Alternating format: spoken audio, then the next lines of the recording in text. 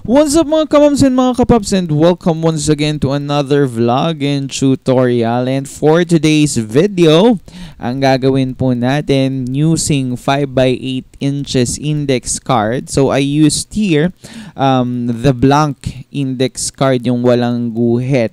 And magpiprint tayo ng maramihan na ipapagamit na atin sa ating mga bagong mag-aaral this school year 2023-2024. At nakita nyo naman, marami tayong print at bulto-bulto yan, no? So I handled 5 sections. At yan yung likod at harap ng ating index card. Ang ganda, diba? And also, hindi lang po siya available sa MAPE.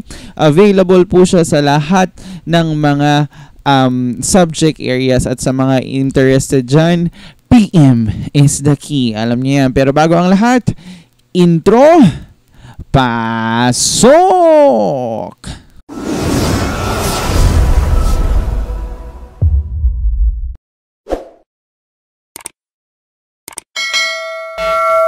At syempre, in-unbox muna natin ang ating parcel. So ito pala ay 6 na bundle na index card. So kasakada plastic or balot niya is 100 sheets. So sa Shopee ito binili.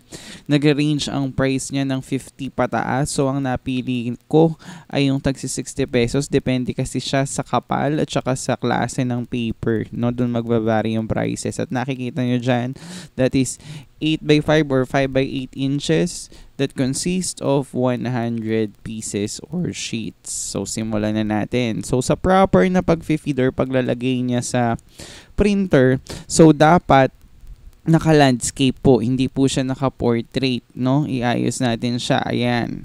Landscape po dapat ang paglagay natin. Then ayusin, adjust lang natin para ma-fit ng maayos yung papel and see to it. Of course, na naka-power yung printer. At iyan po ang template natin. So click Ctrl P to print and adjust lang natin sa properties ng printer yung settings ng size ng papel. So kinostomize ko yung size dito kung nakikita nyo. So 5x8 inches po ang size ng papel dito sa ating printer properties sa size ng papel natin. So pwede kayo mag-custom dyan. Pinapakita ko dyan kung paano kayo mag-save, no, ng template ng sukat ng papel. Ayan, nakikita nyo dyan, meron akong iba't ibang sukat dyan. Merong sukat para sa card, sukat para sa long size na papel, at sa 5x8 index card. So depende sa kung anong size ang gagamitin nyo. Okay, so yan po yung proseso. Hindi po natin siya pwedeng i-print na halimbawa A4 size. No, hindi siya mag-fit. So we need to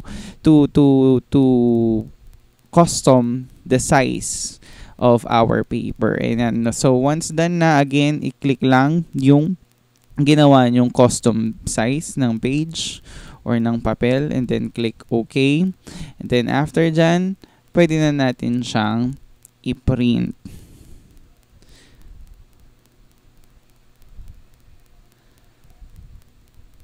Ayan, print na natin siya. And let's see kung ano ang mangyayari. Ayan, printing na po. Ayan.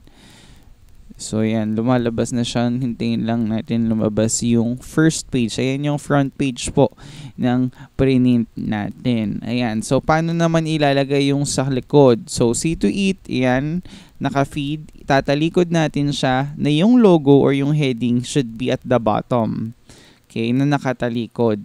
Okay, para pag-print natin siya pareho ng orientation ng back and forth. So, punta lang tayo sa tab ng back page, and then Ctrl P to print. Same yung properties, ganun yung size pa rin, 5x8, and then i-click natin. So, yung sa page number, so depende kung ilan yung ipiprint natin. So, dito pinakita ko lang yung sample, kaya isang pages lang.